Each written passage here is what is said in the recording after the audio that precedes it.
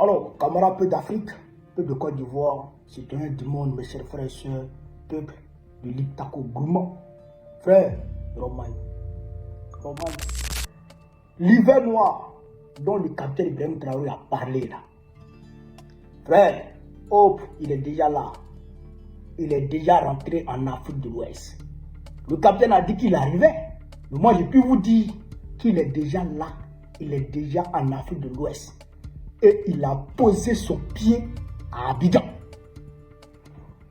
Off, l'hiver noir est rentré à Abidjan. Et puis, il est en train de faire ravage. Yorobani. Frère, Africa Intelligence nous informe. Ce vendredi 16 janvier 2025 que Trump a envoyé un haut responsable régional du FBI, la police fédérale américaine à Abidjan pour aller mener des enquêtes sur des soupçons, d'accord, de blanchiment d'argent permettant de financer le Hezbollah. Le Hezbollah, qui finance le Hezbollah? Trump dit que les financements du Hezbollah proviennent d'Abidjan. En tout cas, une grosse partie des financements du Hezbollah proviennent d'Abidjan. Ah, Yorobani. Donc, à l'aile, Trump est en train de mélanger Abidjan. Et Dra, à l'aile, là, il ne sait pas s'il est en haut, il est dans la terre, ou bien il est où. Peut-être que Dra, à l'aile, là, même, il dit, c'est que le Waworo, il dort maintenant dans son bunker. Il ne sort plus de son bunker. C'est ce qui s'est passé au Venezuela, à Maduro, là, tout le monde a vu. Donc, il sait que le vieux Kojoukou, il sait qu'il a peur. Et il se cache dans son bunker. Il dort là-bas. Il mange là-bas. Quoi?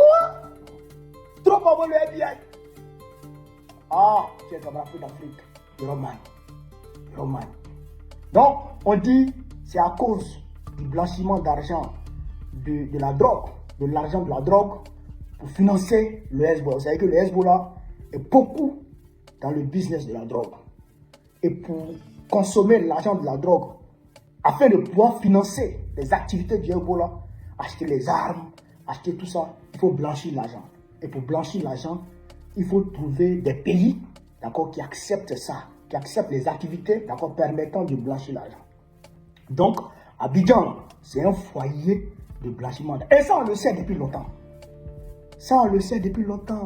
Il y a même une enquête, d'accord, qui a eu lieu, je crois, en fin 2024, concernant Hassan Dakala, un Ivoiro-Libanais qui est dans le BTP en Côte d'Ivoire et qui a même été décoré par Fidel Sarasso au nom de Draman Ouattara. D'accord? Donc tout ça, on le sait. Et Amédée Kouakou, ministre des infrastructures de Draman Ouattara, est impliqué dans cette affaire. Ténébrement Ouattara est impliqué dans cette affaire parce que l'enquête a révélé que Ténébrement utilise beaucoup, d'accord, les jets privés d'Hassan Dakala. Amédée Kouakou, ils ont trouvé le fils d'Amédée Kouakou, c'est ce Libanais là. Et les Français l'ont raté. Il a fui, il est venu à Abidjan. C'est que là, la même, il va rentrer en France. Donc, on sait que le réseau de blanchiment d'argent là, c'est légalisé en Côte d'Ivoire. Ça blanchit comme ça blanchit. Même les ministres là, on sait qu'ils blanchissent leur argent, d'accord, dans l'immobilier. Ils blanchissent leur argent dans l'immobilier. On sait tout ça. Est-ce que vous comprenez?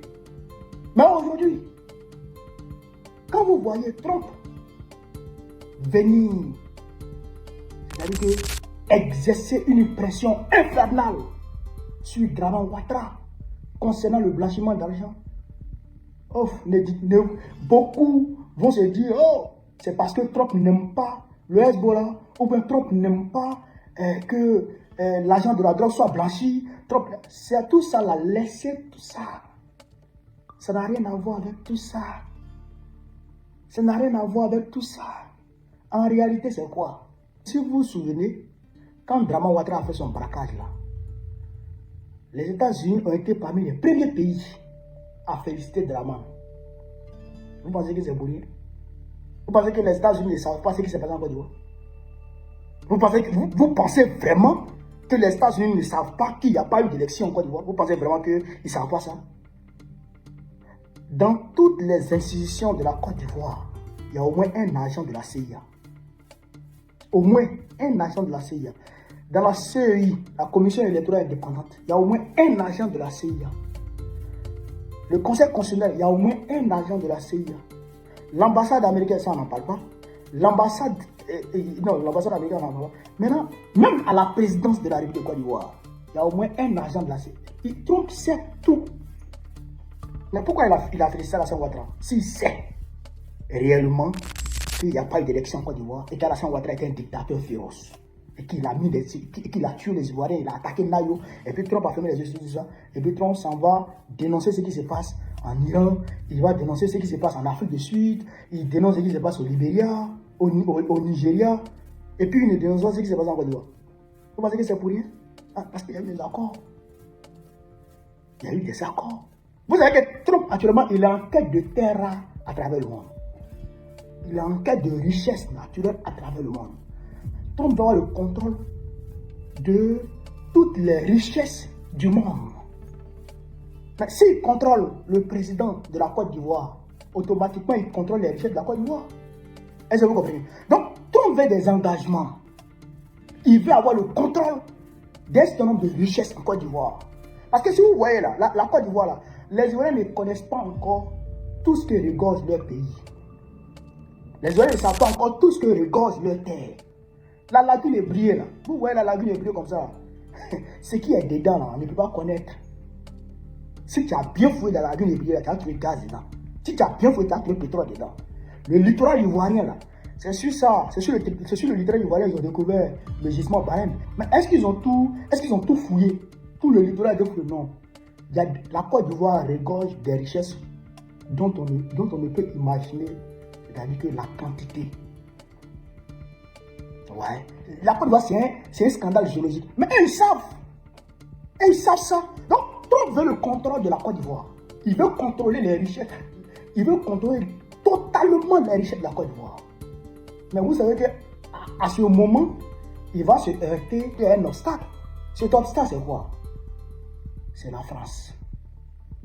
Aujourd'hui, les richesses de la Côte d'Ivoire sont contrôlées par la France.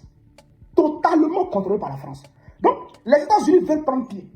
Trump veut arracher les richesses de la Côte d'Ivoire à la France. Donc, il y a un bras de fer qui se dégage entre Trump et Macron.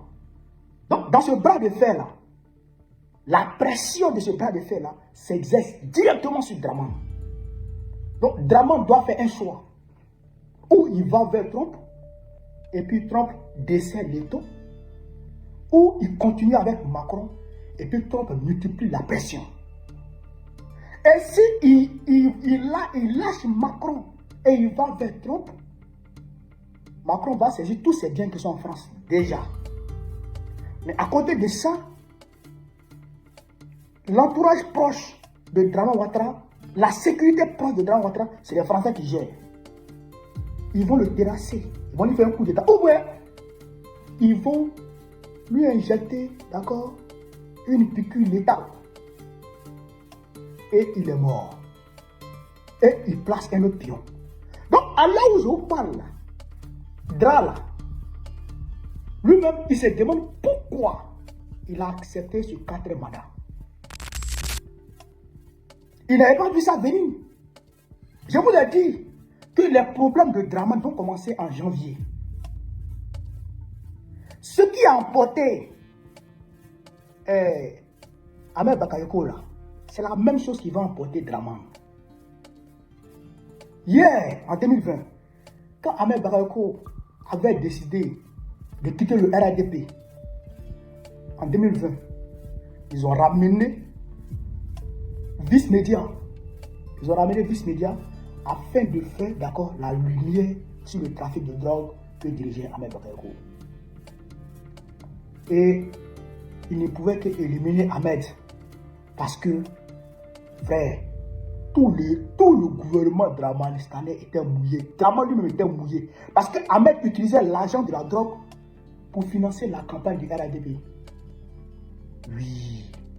Et là où je vous parle, l'argent du blanchiment, l'argent de la drogue qui est blanchi là, le quota que le gouvernement Dramane Sare gagne là, ils prennent ça pour financer leur campagne, ils prennent ça pour financer leurs activités.